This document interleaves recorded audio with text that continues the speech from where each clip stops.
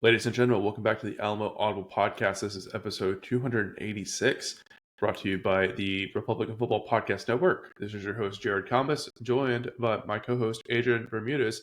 I've noticed we both have jackets on for the first time in like a year, so the weather is definitely cooling down. And it's cold, but it's not as cold as the Roadrunners' performance on the football field after another embarrassing loss on the road, this time to the USF Bulls. The Roadrunners just got pantsed, got annihilated, humiliated. Adrian, what were your initial takeaways? Run out the building. It was embarrassing. It's incredible just how quickly the narrative has changed, how the dynamic has shifted for this UTSA football program. It just seemed like the other day, on the cusp of back-to-back conference championships, going into the American Athletic Conference, UTSA was considered upper echelon or a powerhouse or in the top tier of football competition in the American Conference. And then over the couple of years that we've been involved, we've not only dropped out of that conversation in terms of being in the top tier of the American, but we're not even close to being a part of it. I mean, we've fallen so far out of the category of being a top tier American Conference team. We're not even in the conversation as a dark horse at this point, right? I mean, it's irrelevancy for the UTSA Roadrunners in trying to compete in this conference in 2025. That's just the fact of the matter. You have not won a conference road game in going on 2 football seasons. The back and forth play of what people are calling the Jekyll and Hyde Roadrunners, and the back and forth demeanor of Jeff Traylor in victory and in loss, how that is just so starkly different. I think the main thing this loss points to is what we kind of highlighted here on this program, and Jared, you especially have pointed to it. Jeff Traylor's demeanor going into this football game was everything except football and the UTSA Roadrunners. We heard him talking about USF and their payroll and the Roadrunners' lack of it and the talent difference between these two teams. I mean, we heard a head coach subscribing to defeat in his public press conferences before this game is even played. How does that rub off on the player's psyche in the locker room, in practice, and then on the field on ESPN on Thursday night? Yeah, I think you saw exactly that. I think you saw a guy that had resigned to defeat for this particular week of football, and his players' performance and attitude reflected exactly that. And it was so bad that he was even called out on it by the opposing team's head coach in the post-game press conference, and rightfully so. And then even more despicably, whenever he's asked about it in his own press conference on the Monday morning following the ass whooping, he's at a loss for words. He has nothing to say in regards to responding to Alex Golesh's post-game presser. So it's just it's a horrible reflection of culture right now, Jared. Horrible reflection of culture and mentality from Jeff Traylor in this. Yeah, it's gonna fly under the radar because of like the setting and like the lack of easy access, I guess. But after the game on Thursday, Javi and I recorded the instant reaction, and I was kind of ribbing at Javi a little bit because he was like, "Hey, hold on, I'm not ready to record yet. I'm gonna listen to the post game audio interview between Traylor and Uncle Andy." And I was like, "Well, first of all, is Jeff even gonna show up to it?" And I was like, "He's not gonna say anything." But sure enough, he kind of did, because like one of the first things he said after the game was like, "This is what it looks like when one program invests and when another program doesn't," or something like that. Which, come on, man, give me a break. This guy's what, the third highest paid coach in the whole conference. He's got a massive staff, and like, yeah, I'm sure USF, whatever the real numbers are, the rev share, I'm sure, is higher than UTSA's, but you know, making us out to be sisters of the poor is ridiculous, right? And a lot of other teams on USF's schedule that have the same or less resources than UTSA gave them a much more compelling fight than UTSA, which looked like they didn't even care to be on the field with them. Like, they'd rather go play games in the Southland or something like that. It's getting really old and really embarrassing, especially when you contrast it with like what Derek Pittman just did for women's soccer. Yeah, man, come on, dude. Like you're paid to coach football, go coach football. All this other stuff is off-season talk, and I'm sick of it, man. It's because it's one thing. Like, okay, what we saw on the line of scrimmage was obviously a talent mismatch between these two programs, super clear. But the drop passes, the missed assignments, the procedural errors, the pick six, all that kind of stuff has nothing to do with NIL. It's just poor coaching, poor preparation, and making a soft bet for players and not making sure the issues get addressed. And you drag them on, and in some cases for years. It's the same stuff we've been seeing for years and years and years. And it's got nothing to do with talent acquisition. Right. It's got everything to do with coaching. Jeff Traylor and UTSA is not winless on the road in the American Conference for 1 3/4 seasons now because of NIL disparity. Yeah. That's not the case. It's not the freaking case, man. And going into this game, I mean, gosh, UTSA is like a 14-point underdog.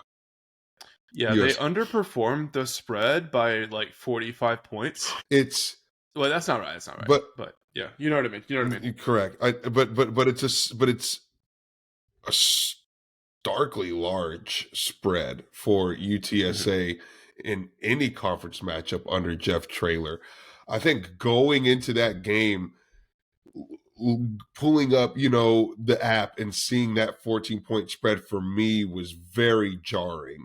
To see UTSA as a 14-point underdog to a conference opponent in 2025 under Jeff Traylor was a hell of a reality check for me. It was like, oh gosh, this thing has really gotten bad. This has really gotten off the rails, where we're not even expected to compete with the top teams in the conference. We're not even expected to show up by the odds makers, by Las Vegas, by the people that watch and pay attention and put their money on this sort of thing. Yeah, that's that's a Tulsa level spread. That's a Rice level spread. Correct. That's a Charlotte. That's right. Level spread. That's right. And the spreads always end up having some funny version of truth to them more often than not. And here we are in what's perhaps, Jared, one of the largest spreads of Jeff Traylor's tenure for a conference matchup. We go in there, we get completely smoked, just as the odds makers had it. Right. And it is unbelievable that is where this team has gotten to in such a short period of time. I mean, just 2 seasons, 2.5 seasons of turnaround for this coaching staff as far as their roster goes. And everything has completely changed. Everything has completely changed and flipped on its head for the UTSA Roadrunners, who are so far away from being the darlings of mid-major college football. That we're not even competitive. We're not even competitive at this point. Yeah, it'd be one thing, if they did, push on that 14-point spread, and let's say it was like, 34-20 or something like that. Like, I don't think the fans would have been that fired up, right?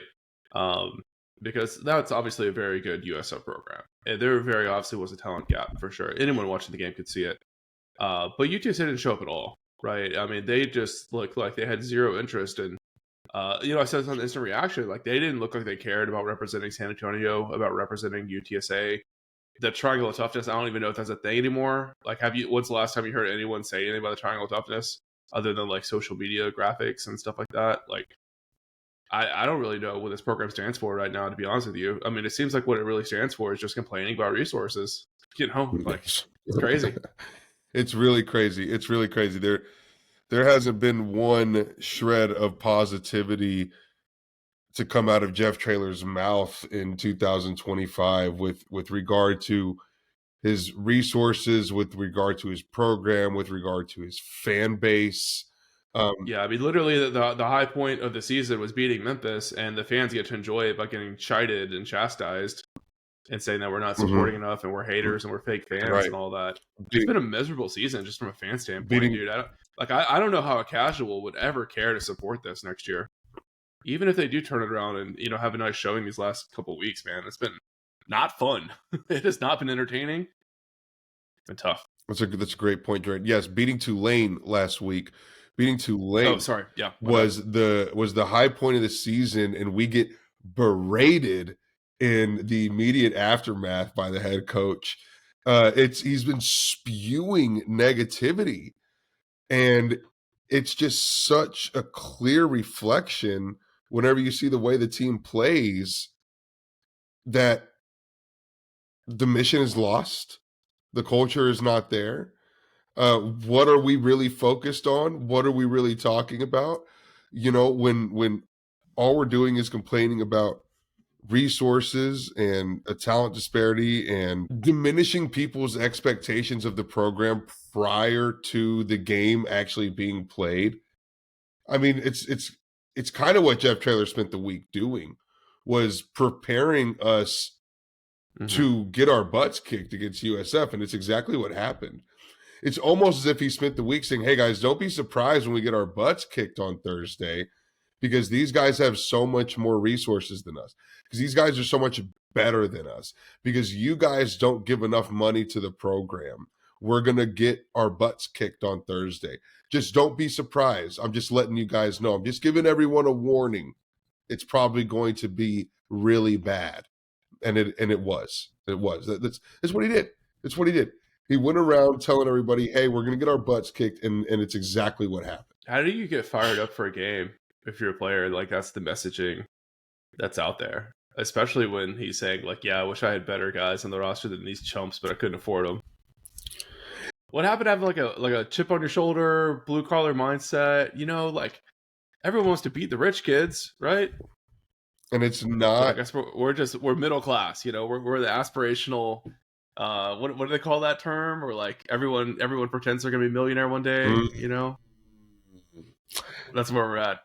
Jared, it's not like a lip slip that he had one time where he said, "My team isn't very talented." He's repeatedly harped on this point. It's so weird because Jeff Traylor is typically calculated with his speak in these media settings. And the first time that he had said something like that, I think it was during his radio show a week ago, or what have you. It was like, well, maybe he just kind of said it in passing. Maybe, you know, he could have meant something different, but no. Then he said it like again and again and again. So he continues talking about this talent disparity that exists on the team. Yeah, yeah. Those guys literally hear their coach saying that they're not good enough. And it's really interesting. I don't want to bring this up, but this is actually something that we don't typically do. But there was a Express News post in social media. I think it was on Instagram, and it was Jeff Traylor's quotes on the caption about, "We need to invest more into the program, not invested enough into the program." And one of the comments was, "Traylor's salary is at the top of the conference. He routinely loses to programs with the same investment struggles and to coaches being paid millions less. Traylor should focus on recruitment and be more like UNT's Eric Morris, who makes $1.5 million less than Traylor and is currently 6-1. This was last week, right?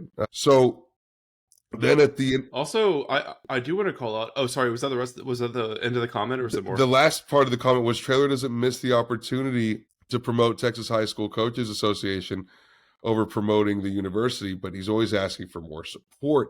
And this is one of the weird things is with the berating, the fan base and sort of complaining a lot, but then asking for some more support. It's done in such the wrong way. And Golesh kind of harped on this when he addressed Traylor's comments.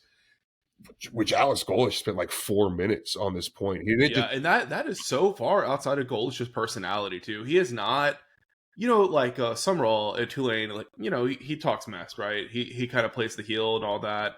Silverfield at Memphis has had his spats publicly with Jeff Traylor and other coaches, right? But Alex Golesh is not that kind of guy, right? That was the first time I've ever seen him talk down or talk negative about another coach or another player ever. I was very taken aback by it. and he had like his outline ready, right? He had like Yeah. bullet points that he hit on, that he wanted to make sure he hit on. And it's like a 4 or 5 minute clip. It's not a short little reel, dude. He spends time on it. And one of the things And I think like the question he was responding to didn't really have anything to do with it either. He just like started talking about it. Like, he had to get it off his chest. Let me say this before we go any further. And then he kind of cleared the air, right?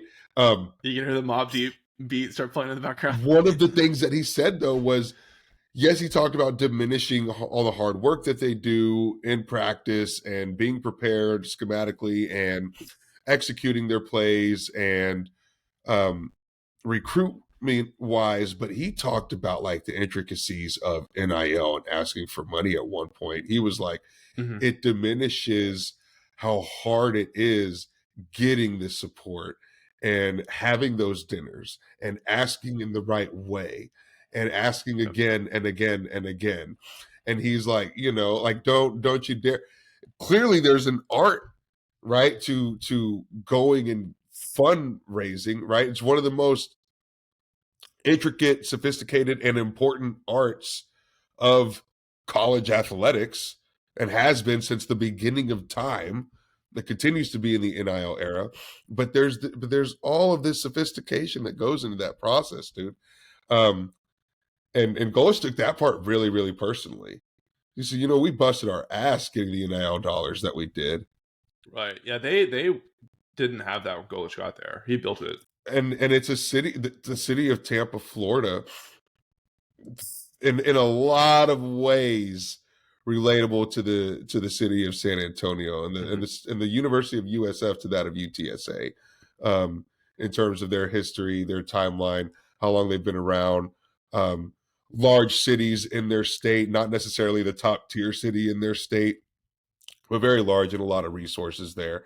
And so Golesh, I think, has a lot of ground to stand on too. Like, as far as the apples to apples comparison, USF is very, very comparable to UTSA in a lot of ways. And some, I mean, like, what's a polite way to say this? I don't know. They have some serious like demographic advantages to raising funds, academically, right? Too, I think so. Yeah. I mean, big time. Like UTSA's gotten their act together academically, but like we just did, like in the last decade, USF was there, 30, 40 years ago, and so they probably have a lot more graduates that make good money, and also Tampa has a lot of retirees that are looking to draw down on their savings. They've been more prestigious into their twilight years. Yeah, absolutely. So there's a lot in their favor, but I mean, I think Golesh has a good point, right? Like, I think it's a lot more effective to just work the community and have those kind of opportunities, like one-to-one with people that may have the chance to make it, game-changing contribution versus just like having a lot of negativity publicly. I just don't know how anyone could watch one of these videos and say, all right, I'm going to write a $50,000 check now. Right. Exactly that. One other thing, you mentioned Eric Morris, and how, they have a lot less rev share than I would have guessed. I think that article that came out said that they had like around $1 million, which is pretty low. Yeah. I'm pretty sure UTSA is above that, but it's so hard to know for sure about any of that stuff. But they've done a really good job of scouting, grabbing guys that no one else was recruiting and, giving them the opportunity early in their career to step into a big role. But I think what's most interesting is Eric Morris makes a lot less than Jeff Traylor, and he made a $50,000 donation to their rev share. Like, he cut into his own pockets to go get some players. Very interesting. A lot of this stuff just rings completely hollow to me, man. Yeah, absolutely. Because, and I think too, like the operational expense for UTSA's football program on an annual basis is probably pretty competitive in this conference. But I think the allocation of funds and how they're using that money could change, right? I mean, like, the staff roster is crazy. There's so many roles on there. There's so many people. It feels like overkill to me. And like every person I look on that list, I'm like, all right, like take out 5, 6, 7 of those people, and like you got an offensive line. Come You on. know what I mean? Yeah. It sure makes sense, right? And those are the Right. hard decisions, right? Strategic decisions that Yeah. need to be made and that are overdue for being made, quite frankly. And I think that's what pisses people off more than anything, right? I think, or two items: Jeff Traylor's demeanor, Hmm. and the way that he's handling all of this publicly. It doesn't rub fans the right way. Your number one supporters, and then the other part of it is exactly that. Whenever and let's also we talked about UNT and USF. These are the two biggest butt kicks that we've had this season. And earlier talking about how UTSA was the class of the conference once upon a time, upon entry into the American. USF was at the bottom of a conference bracket. UNT was a team that UTSA stepped over to get to the top. And so for these, I mean, it's such a full circle moment for these teams to be the ones that have surpassed UTSA and to now be the ones that are the class of the conference, and UTSA to be so far away from it. But yeah, I mean, these are the kind of things that rub people really the wrong way, man. And you're doing so much damage. But these are the two things that sort of piss people off the most, is the fact that Jeff Traylor character, demeanor, and talking points throughout this entire debacle of 2025, and the fact that we haven't had any changes yet. People are pounding the table for some changes. We haven't gotten them. And at this point, how can you even be confident that they're going to come at all? Yeah, I don't know. He is sure criticizing his coordinators a lot Yeah. publicly. A few weeks back he started to do it a little bit, and we were like, oh, that's kind of new. He doesn't do that a lot, but now it's like pretty constant throughout the span of the week. So I don't know. We'll see. I guess maybe we can actually talk about the game itself now, Jared. A few minutes. You look at the 55-23 score, and I think if you didn't watch the game, be like, oh, okay, they got their butts kicked or whatever. Dude, the third quarter, it was 52-10. Like early in the third quarter, it was a total annihilation. 6 touchdown difference in the third quarter. Yeah. Your starting quarterback doesn't even come out after halftime. When's the last time that's ever happened that UTSA starter was a healthy scratch for the second quarter? I can tell you. I had to really, really stretch my brain to think of that one. I mean, obviously, there's been times where someone was pretty banged up, but the comical blooper reel of a start where UTSA had at one point 4 straight offensive possessions, and I think at the end of it came away with 3 points, but it was 14-0. It was a pick six to start the game, literally on the very first offensive snap from UTSA, and then 14-0 after a horrendous scoop and score. What was that, but a 94-yard strip sack, scoop and score strip sack after a beautiful offensive drive recovery from the initial pick six. Yeah, that was one of the best drives of the year, honestly. Yeah. It's kind of messed up that happened, Traylor even called it that himself. But it was a thing of beauty. It really was a beautiful drive. But meaningless after the scoop and score. It's now 14-0. UTSA has run 15 offensive plays. Tulane's offense has not even come out off of the sideline, and it is. Sorry, you did the same thing I did earlier. You said Tulane instead of USF. I'm sorry, USF. Yeah.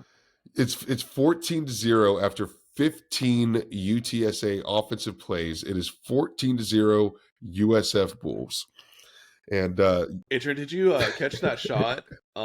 It was like a review or something, and the camera panned to show the USF offense out there doing calisthenics and like doing high knees on the middle of the field. Man, that was so embarrassing. So dirty, dude. Just trying to keep everything warm a little bit, know. Gosh. Yeah. Oh man. I mean, their offense didn't come out until 2 minutes remaining in the first quarter, whenever USF's offense takes the field for the first time. pretty incredible stuff. In fact, insane sequence to even happen. But yeah, I mean, it was over before it even began, right? And that just goes to show you, whenever it's 14-0 before USF's offense even takes the field, it's clear as day. UTSA wasn't going to compete, and yeah, the Bulls never looked back. I don't see a world where UTSA's defense really competes against this team in a way that makes it winnable. But I thought the offense moved the ball decently well. I mean, I think the offense could have had success if they executed better. It got some help from the defense. Didn't have the turnovers. I think things could have been pretty different. I mean, I think they could have put up 30 plus points on this defense the way they're moving the ball if the rest of the experience wasn't such a disaster. Wow. Yeah, maybe so. I mean, again, we saw a flash of really good football, really solid offensive play on that second drive As after the pitiful pick six. it is to say, I mean, it was some of the best drives we've seen from this offense on the road in 2 years. That hurts. That hurts to say, but it's true, Adrian. They're all individual plays, Jared. They're Man, all one. y'all gotta look at them individually. You ought to look at them individually. You gotta look at them one at a time, because it's just one play. It was weird. Here's another observation I have. I do these film breakdowns every week, and I think it's pretty rare for me to see a completely missed assignment all that often when I'm doing the film breakdowns. It's usually poor execution, but they at least knew what they were supposed to be doing. Maybe they had some hesitation on the field, or they didn't give a great effort, whatever. But I saw a lot of missed assignments on the film breakdown. Yeah. This time. Yeah. And I don't know what that was. If they were trying some different formations, different personnel packages, something like that. But that team did not look prepared at all. It's just been general, checking out, dude. Apathy is occurring. And, I wonder if 2 Thursday games in a row mess up the practice schedule pretty severely. And that's not to make an excuse for the staff. It's their job to figure that out. Other teams in this conference have had to do that and came out with wins on both sides. But I don't know, just to guess, it's something that could have made things more difficult for the team, and they didn't adjust to it well. Let's talk about the defense, dude. Wow, that was pitiful. That was maybe the worst defensive showing I can remember since a road game against UAB that I traveled to. UAB put up 50 points at Legion Field. That was the game. I had that selfie because they were selling pina coladas and a pineapple. Oh, so classic. Oh my gosh. Yeah. Such a classic. It was that game. And that game was really heartbreaking because there were some UTSA legends that looked like they didn't even care about the game. I'm not going to name names, but some people you'd recognize. This was that bad. I mean, there were some drives where it literally looked like USF was playing against the air, right? It was just zero resistance. The only time the clock stopped running was because USF ran out of bounds, right? It's not the defense made a play anywhere. The clock is the most fascinating statistic of this entire box score. Boy. Yeah, because when you actually look at the time possession and then you look at the score differential, it illustrates how dominant USF just ran all over the Roadrunners, especially USF's offense on UTSA's defense. 20 minutes of offensive possession for the Bulls.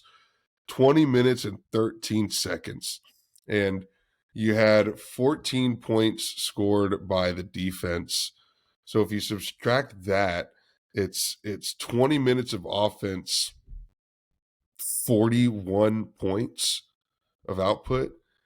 I mean, really exceptional stuff by USF. I mean, averaging 2 points of offensive football per minute of possession, essentially. It's really, really dominant. Well, this is pretty crazy. They had more points than plays. They had 55 points on 50 plays. It's fantastic. Yeah. Just think of it this way. You get 3 plays in a drive and you average a field goal. In this theoretical. Clean execution. Just clean, right? Money. Oh, man. Just money. I mean, could not do anything incorrectly on offense. It was just like the North Texas game. They were scared of Byron Brown. They did not want any business to do with him. Sure. They just folded the same way that the North Texas game, they were afraid of Caleb Hawkins. They wanted no business with him. It was a perfect game for Byron Brown. 14 completions on 15 attempts, 239 yards, 2 touchdowns. Seals up the hat trick with a rushing touchdown. 9 carries, 109 yards rushing on the day. Yeah, like literally a perfect day of quarterbacking from Byron Brown. You know, in hindsight, maybe I shouldn't have been so surprised about Alex Golesh's comments, because I remember watching the game, I'm like, why the hell do they still have Byron Brown out there? Like, this team is the playoff hunt. They have like a 40-point lead, and this guy's still out there like playing quarterback. But I mean, I guess UTSA wasn't hitting him, so like, what's the harm? Yeah, no danger there. Yep. Definitely felt like they were stat chasing 100%, and I don't blame them at all. They wanted to run it up. They wanted to run it up. They wanted to send a message, and you know, maybe Alex Golesh was doing the dirty work for a lot of conference opponents, and maybe a lot of locker rooms and staff and personnel are starting to feel some type of way about the UTSA Roadrunners and Jeff Traylor's talking points, and maybe they want to rub the nose into the dirt a little bit and sort of, you know, put UTSA into their place, put them back on notice. But that's what happens. It's what happens whenever you were really, really good and you talk a lot and you piss people off, and now the tables have turned. Yep. You get a target on your back, man. And I think there's a little bit of that for UTSA and Jeff Traylor right now. I do think there's some of that. Yeah, I agree with that. I agree for sure. I don't know. Only stuff left to talk about. 6 sacks. Owen McCown sacked 6 times. Sacks. 6 pre-snap penalties. Some of the sacks were on Owen. He had a lot of times where he didn't have the numbers. He needed to throw to the check down and throw it away. He didn't. Yes. Sometimes the offensive line just got bulldozed. The pick six should have been a throwaway. I mean, the big six, not just the sacks, but the pick 6 too. Well, it was a throwaway situation. You got to have the heads up to throw that football. Honestly, that one's so bad. If you can't throw the ball away, like, you're better off to just fall down and take a sack there than to rush a throw into traffic. You know. Yep. And then there were some missed assignments, like I said. So just a perfect blend. UTSA's done a great job of winning sacks this year too. So it was really stark. So there was an incredible stat that appeared on the ESPN broadcast after that pick 6, and it said Owen McCown's 8th interception versus the blitz on the season, the most in the FBS. It's crazy. Wild, bro. And whenever... And he threw off his back foot in all 8 of them, I guarantee you. Well... Or he was jumping. Yeah. Yeah. And so it's... speaking of quarterback play, though, I mean, we got a whole half of Brandon Tennyson. Like, did you see anything there? He threw the ball decently well, right? Yeah, I mean, he could put a little zip on it. You got to be happy with what you saw from Brandon Tennyson. You know, came into a ugly situation, had nothing to lose. I mean, he didn't throw the ball great. He missed on a lot of throws. He finished the day 13 for 21. But certainly, some zip on it and had a few and found the end zone at one point. Yeah, I mean, it's fun. It's nice for the guys to get out there and have some bright spots on the day. Nice play from Mekhi Anderson. Great to see him get a touchdown. I don't know if it's his hometown or just his home state, but I'm sure he had some family there. So that was a cool moment. He's been hurt so much at UTSA. But I mean, I didn't see anything from Tennyson that made me clamor for him to have the ball in his hands more often this season. You know, we'll see how he continues developing. I feel like I see more and more like start Brandon Tennyson discussion on YouTube comments and stuff like that. I don't see it, you know. Yeah, but I don't know. I guess it's good for him to get some reps out there and get some development in. Yeah, certainly so. Well, huge disappointment of a showing from UTSA. I keep coming back to the fact too, when Traylor was puffing his chest out after the Tulane upset, he said something like, "That'll shut the haters up for 1 week." And sure enough, he was right about that. Exactly 1 week. We'll have one single bright spot worth mentioning, and that is hat trick from my boy, 3 for 3 on the day. That's right. Yes, sir. Michael Petro, now 11 for 12 on the season, with the sole miss coming And Kyle Field, for crying out loud, in his opening debut as a Roadrunner. It's ridiculous. 11 for 12 on the year. He's 3 for 3 in the 20-yard range. He's 5 for 5 in the 30-yard range. And he is 3 for 4 between 40 and 49 yards. Michael Petro has been fantastic kicking the field goal this season for the Roadrunners. Yeah, I owe you one on that, Adrian. I apologize for my Michael Petro skepticism. You've been redeemed for sure. Don't apologize to me. Apologize to Petro. Honestly, great development from special teams all along. I mean, it's been like 3 games in a row now. Special teams have been pretty solid. So let's just try to do that for 12 games. Crazy ask, I guess, but. All right, well, let's wrap up this recap. We got a Charlotte game to preview as well. Before we do, I want to say thank you to our Board of Trustees members over on Patreon. They have been super gracious with their support. They got access to the film breakdown this week. We had some bonus episodes last week. We got bonus episodes coming up this week. So go subscribe on Patreon if you want to join a like-minded community of very frustrated Roadrunner fans. Our Patreon group chat on the Patreon app was crazy over the weekend. I mean, throughout the game on Thursday, like as it usually is on game days, but I mean, people were like really deep in their analysis, their sentiment, their emotions, all of that. Oh, yeah. All throughout the weekend. It was really tremendous to see. So great support group there. Thank you guys all for keeping the chat so active. And I really like the healthy dialogue too. You know, we got some Traylor defenders in there, but everyone gets along fine. And you know, it's good combo. So it's all respectful.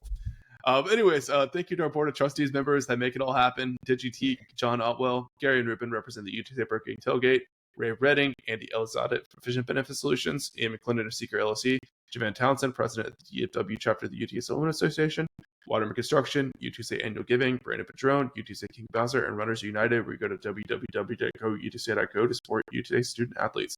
We'll hit a Kobe break, and we'll come back to preview the Charlotte 49ers.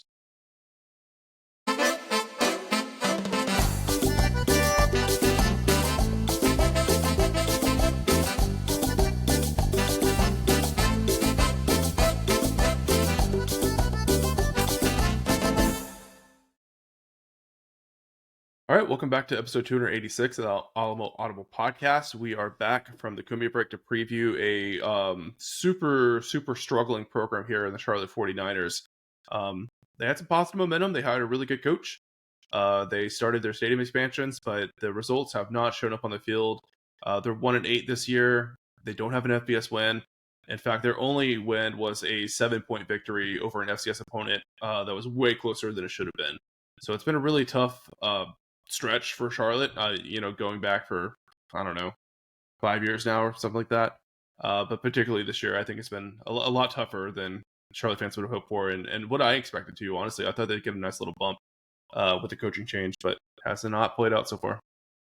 Yeah, I think it really goes to show in the betting odds. You know, we're talking about how we're talking about Vegas a lot on this podcast and how their betting odds are warranted sometimes. UTSA is an 18.5-point favorite. That's on the road against the Charlotte 49ers. And it's the 4-5 UTSA Roadrunners, an 18.5-point favorite. So, yeah, just not a lot going right for Charlotte at all this season. Really sort of at the bottom of the barrel and scratching and clawing just to have a little bit of small victory success even at this point, this late into the season. There's still so much that needs to be done there before this team can even start scratching together full complete games, I think. So yeah, I mean, you know, the winless road streak ought to come to an end against Charlotte. Yeah, you would hope so. Geez, 18.5-point favorite when you haven't won a conference road game in over 2 years is really mind-blowing. But, you know, if you watch this team play this year, I don't think it's super surprising, unfortunately. The talent level is not where it needs to be, relative to the rest of the conference. That's, a given. I think pretty much everyone in that program and around that program would probably agree with that statement. But they also had a really rough stretch of injuries as well. I don't have it pulled up. I should have prepared in my notes, but the last time I saw one of the injury reports that the conference puts out for Charlotte, like they had to use a different size font because there were so many guys hurt for the 49ers. Yeah. And like when your talent level is already like pretty low, you've had a hard time holding onto your productive players. It really adds up. It's been a tough draw for them. One thing that is interesting, I was listening to, I don't know if it was like the pre-UTSA preview with Coach Tim Albin, or if it was the post game after the ECU loss. But one of their media members made a point, like, now that you're out of bowl eligibility and all that, like all you have left to look forward to is just playing the spoiler and trying to upset someone, and giving the guys something to take with them as a little bit motivation, which is scary, I think, if you're a UTSA fan. But also, if you look at the rest of their schedule, UTSA is honestly the last like semi-winnable game on the roster for them. After UTSA, they face Georgia, and they have Tulane in the season. And, as somewhat seemingly unlikely it is that they're going to beat UTSA, it's like pretty much unfathomable that they would beat Georgia or Tulane. So Right. if you're the 49ers and you want to have some kind of positive sentiment to take into next season as you continue to try to build this program up, pulling the upset here at home on senior day, like, yeah, well, I don't know, they might have Tulane at home. I don't know if it's senior day for them or not. But this is probably your last chance to make a big splash. It's going to be senior day. Tulane's a road game. Yeah, this is the last home game. Okay. So now or never is what you're saying, essentially, yeah, Jared. Exactly. Yeah, no, I think you're right. Look, and we didn't really talk about sort of that backstory. Yeah, but Tim Albin is in his first season as head coach at Charlotte, taking over after the Biff Poggi era. We sort of ended in the middle of the season last year. They had an interim head coach in Tim Brewster for the last 4 games of the year, but Biff Poggi era for finally comes to an end, and Tim Albin is kind of picking up the pieces, right, the remnants of what Biff Poggi left him, right, or the so that's why I have a huge smile on my face, because like I love this hire. I think Tim Albin's a great ball coach. He's done a great job at Ohio before he got to Charlotte, but he has to pick up Biff Poggi's crap. And I feel like if they would have brought this guy in right after Healy, where there was like some promising points of talent on the roster, it'd be a different story. But Poggi ran the program to the ground, man. He was such a joke of a hire. He set them back years. Very, very much so. Yeah, he is picking up shattered pieces of glass at this point. They fired their athletic director, right? Yes. That's how bad the Biff Poggi hire was. Mm-hmm. Yeah. That it went up the ladder and its repercussions. Yeah. 3 seasons later, 2.5 seasons later. Brutal. Yeah, absolutely brutal. Yeah, so that's why Charlotte is in the juncture that it is. It's because Biff Poggi ran that thing into the ground, and now they have a new head coach who is, a very, very far timeline away from being competitive again with that team. Yeah, so Albin was at Ohio for a long time, posted a 33-19 record. He was only there 4 seasons. I thought he was there for longer. Mm-hmm. But 3 straight 10-win seasons for them. He won the MAC championship last year. Yep. Honestly, it's a huge coup for Charlotte, right? To go poach the conference champion winning FBS coach of any conference, I think is huge for Charlotte, given their lack of historical success. And yeah, I mean, like relative to their conference, their low level of resourcing, they have could be called a lateral move, right? Yeah, I'm sure people would try to make that argument. Like if you're a salty Ohio fan, but sure.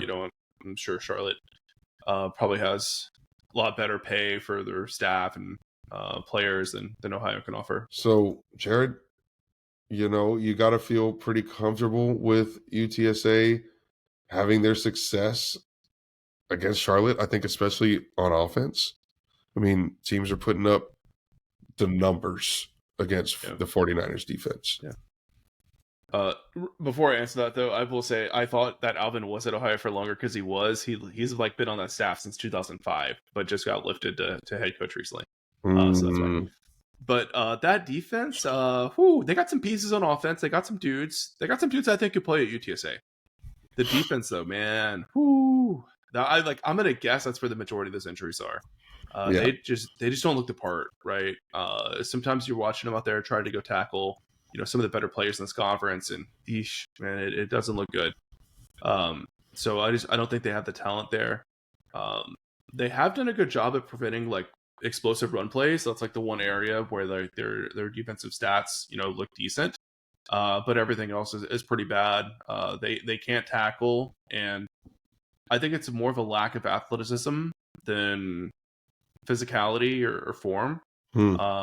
Just being able to get to the edge and wrap up on guys and hold on to them. Like, I feel like UTSA has a lot of missed tackles because like they dive at guys, whereas when I watch Charlotte play, I see a lot of like busted tackles where like they are in the right place and they just kind of get ran through.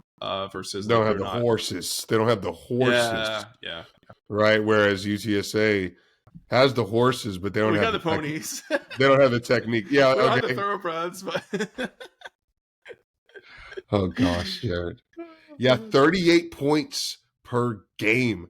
Charlotte defense is allowing it's tough, man. opposing offenses, dude. It's really ugly. 90% of red zone attempts are converted into scores.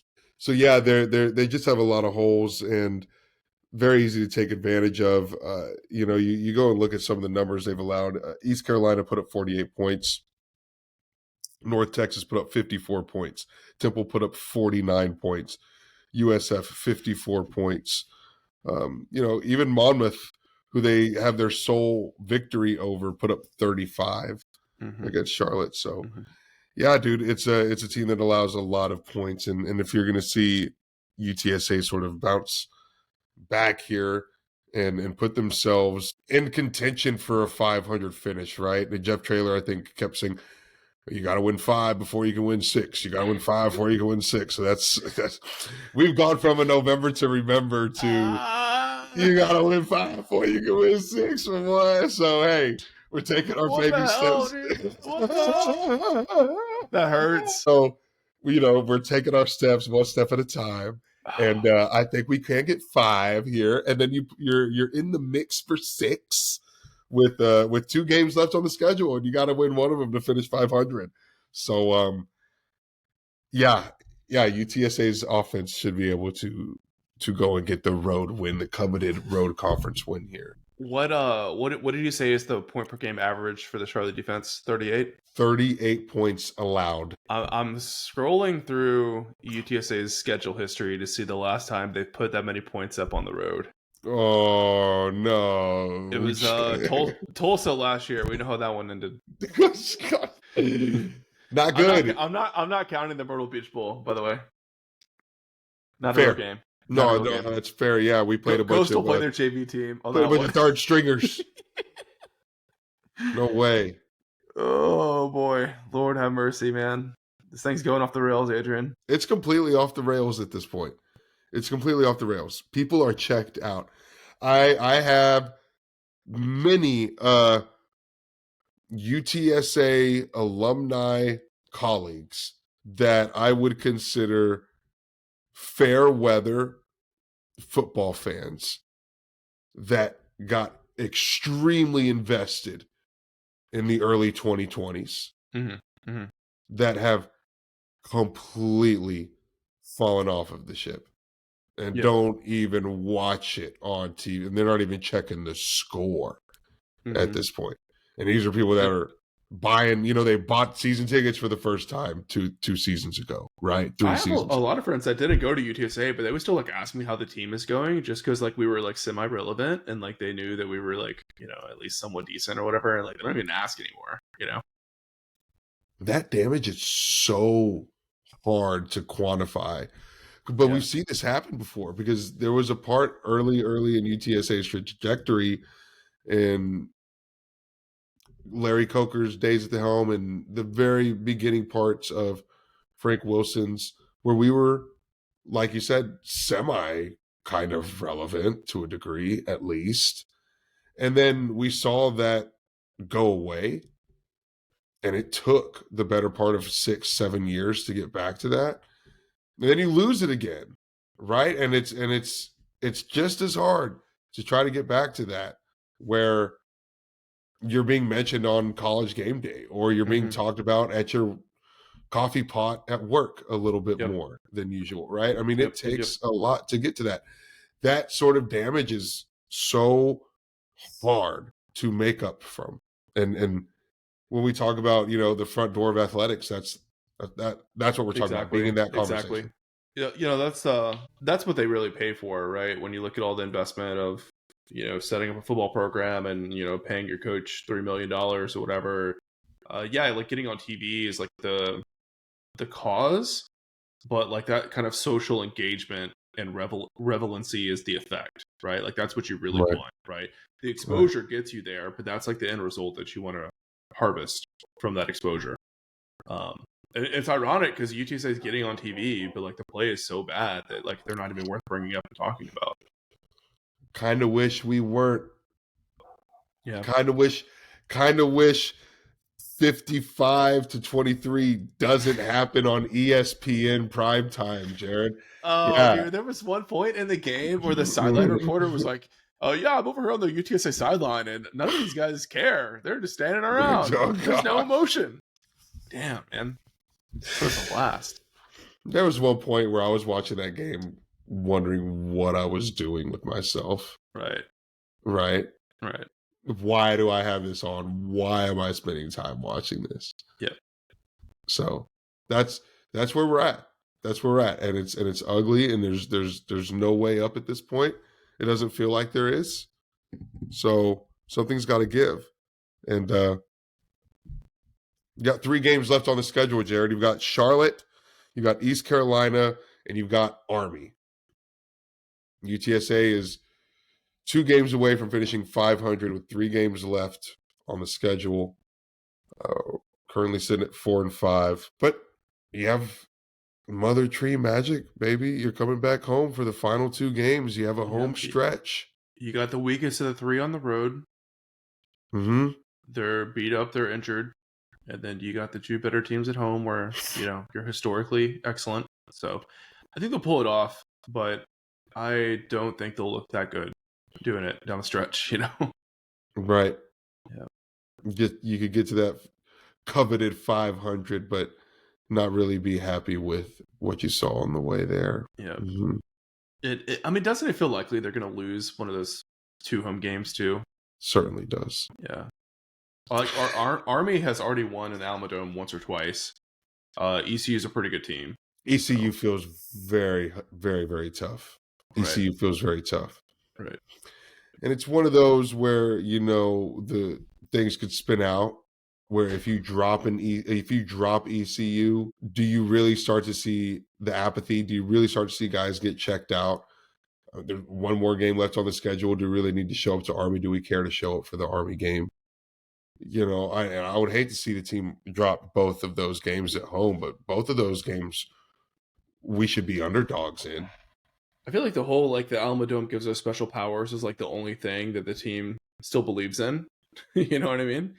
So you have a crack in that, and I don't know, maybe the whole thing crumbles and it's a wrap. Other teams believe in it too. Yeah, it's true. It goes both ways. I don't know if it's placebo at this point, but there is something still holding on from that Alamodome magic, dude. Yep. Do you have the audacity to continue rocking the black on blacks, the lights out jerseys in the Alamodome, even if you're sitting, 2 games under 500 coming back up? Like, can you do that? Can you still go alternate uni? Probably. I think so.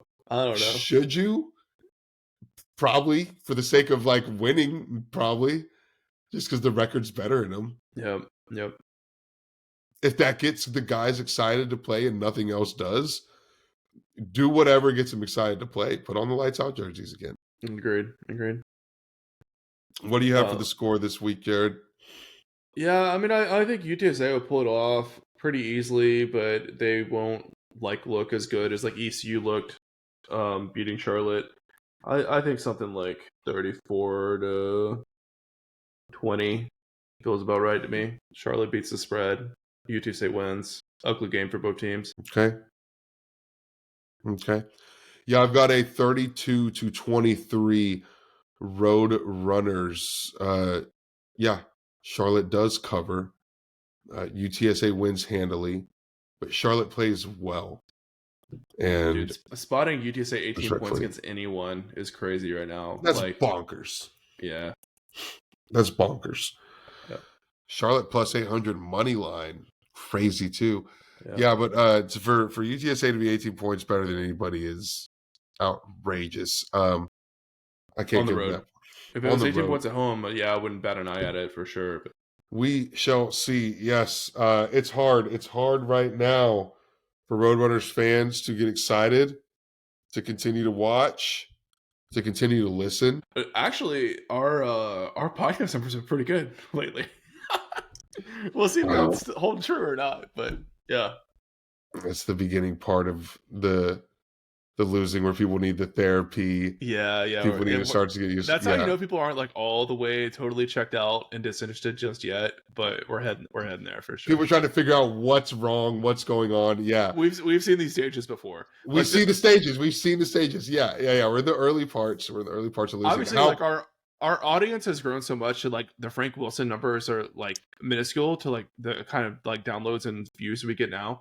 But there was a long period, even like beginning of the Traylor era, that there was like one episode during the Wilson era that like was super high up in downloads for us. And it was one where we just trashed Frank Wilson. We just took him, we just gave him the business, man, and like that one got so many listens. So obviously things were going well at that time when we posted that. So yeah, I think the hate listen, the I don't know, the therapy session is a real thing. Well, yeah. Well, it means that the losing hasn't become prolonged enough yet. Yeah. To write people off, right? There still is hope. There still is people rooting for the Roadrunners and watching them, and they're invested. When you lose for long enough for people to stop paying attention, and Jeff Traylor's alluded to it too. That's whenever you're in trouble, right? Yep. Those are the same fans. He's telling them to go to hell. So it's interesting. It's a really interesting dynamic that he recognizes that he needs their attention. Right. And their money, allegedly. So it's a weird dynamic for sure. We're in a strange place. Jeff Traylor's in a very strange place. He doesn't know how to lose and handle that emotion right now. Yeah. It's very clear how novice he is in this sort of situation. He's got to get that under control. But look, we have to endure this thing for 3 more weeks and potentially a bowl game after that too. So we're going to continue talking about it every week until it's over. Dude, I can totally see the scenario where you just go 6-6 and like they don't fire any coaches because there's a bowl game, and then the fan base is like full on revolt of like, you know, fire Burt, fire Lep, whatever. I'm not renewing my season tickets, and then we got to listen to that for a full month. Yeah, dude, we've been talking about it all year long. We've been talking about it for 2 months that it could happen. It could happen. And then if they win their bowl game, and it's against a respectable, a respectable opponent. Oh yeah, so that's another thing too. I can totally see them like getting to 6 wins, and then they get like the worst ACC team imaginable in their bowl game, and then they get a Power 4 win in the bowl game against, you know, some team that doesn't want to be there. They've got like 34 dudes active on the roster in that game. And Jeff Traylor gets the Gatorade bath in the post-game presser. He hands the game ball to Justin Burt. We go through a lot this season. The adversity and, you know, 2-1-0 triangle toughness. Oh, my gosh. It's happening. It's inevitable at this point, Jared. It's going to happen that way. I think it kind of is, man. I still think though. I mean, I may be in the minority here, but I still feel like Jeff is going to shake stuff up for real in the offseason. I hope I'm not proven wrong by that, but it's just a new level of frustration with him, more criticism than ever. He's beat up right now. He's very beat up right now. He really is, and you can tell he's sick of it, dude. He really is, and you're right. He's not regulating his emotions well. He's not handling it well. Who would? But I think he is at his wit's end, right? So we'll see.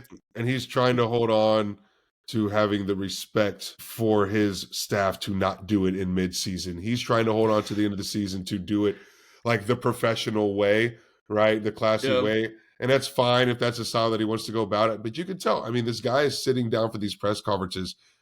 Looks like he just got hit by an 18-wheeler. Yeah. I mean, I saw like he's a screen cap at one moment in the presser, like, ooh, it looked like he's aged 10 years. He's beat up. He's beat up. He looks frustrated. He looks exhausted. He looks pissed. He looks stressed. And he sounds that way. And he's letting it be known that he's feeling all of those emotions and frustrations. And his team's feeling it too, dude. And that's what's shown in the play. But it's ain't an easy way to make a living, Jared. No, it ain't, brother. It ain't an easy way to make a living, no. So, Bubba. Hey, respect it. I respect it.